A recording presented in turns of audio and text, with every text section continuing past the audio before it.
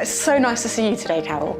Same here, Helen. Looking forward to having a chat with you, catch up about everything and see where we're going with everything. Brilliant, because I don't think we've seen each other since, March 2020 with the pandemic? That is true.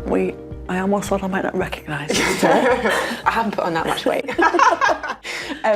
Obviously, we know who each other are, but just for the purposes of the video and anyone that's watching, can you just sort of introduce yourself and talk a bit about how you became involved in the Redmapp study? Absolutely. So I'm Carol Bell. I'm the grandmother or nana of Luke Bell, who had neuroblastoma in 2017, was diagnosed. He subsequently died 21 months later.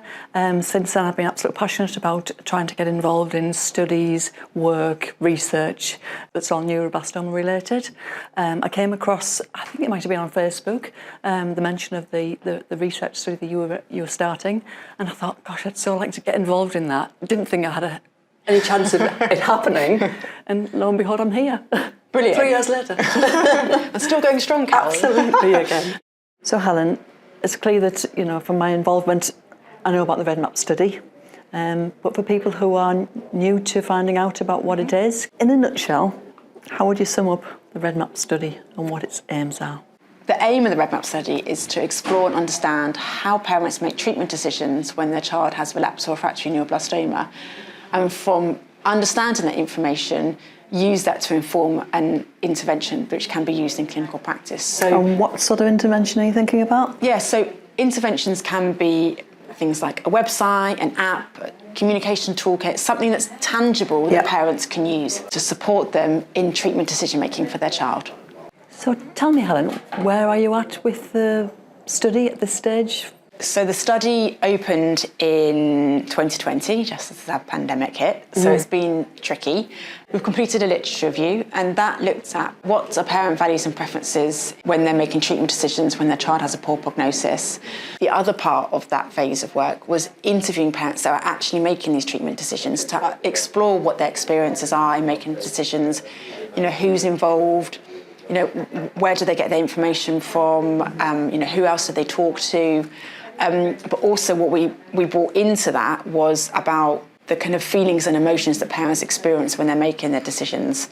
At the moment, where we are right now is we're analysing that interview data. Yeah. You can well imagine there's quite a lot of data from across those 18 interviews, and kind of pulling out what the kind of shared patterns of meanings and themes of related to parent decision making. That's a lot of work, Helen, that you've done already. What happens next? So, the next phase of work is developing an intervention which supports parents in making these decisions. So we're going to work with a group of parents, and we will look at the findings from the literature review and the interviews and kind of pull out what the key components would be that may be able to support parents in that decision making. And the group will be involved in kind of identifying an intervention that could fit with those key components, and kind of supporting that development of the intervention, so design, format, content. And then once the intervention is developed, we'll be asking other parents that haven't been involved in the development process to do what's called user testing. So that's looking at, is the intervention appropriate, easy to use, easy to navigate, understandable? So we'll be involving another set of parents there, because we're so close to it ourselves. Actually having some parents that haven't been involved gives us a fresh pair of eyes.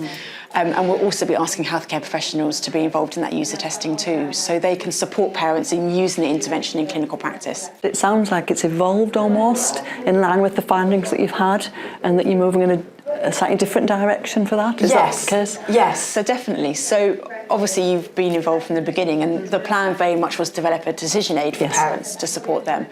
But decision aids are very much underpinned by values and preferences. And obviously the literature review found that actually it's far more than values and preferences, and the complexities of the decision making really wouldn't suit a decision aid. So I could have bumbled along doing a decision aid, but actually I probably would have done injustice to that parent community, and it was really important that we develop an intervention which can be used by parents. It's been really good to listen to the update, Helen. Really pleased to be involved in it, looking forward to the next bit.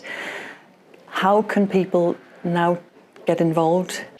So, if parents want to get involved, all the information about the study is on the website page, and then We give kind of regular updates on where we are with things on Twitter, Instagram and Facebook. And more than happy for parents to contact me if they've got any questions or want to ask about how they can get involved. You know, I love to hear from parents to get involved in the study. That's really good, and obviously I'm looking forward to getting involved in the rest of the work as well. Thank you, Carol. It's been really good to catch up today as well.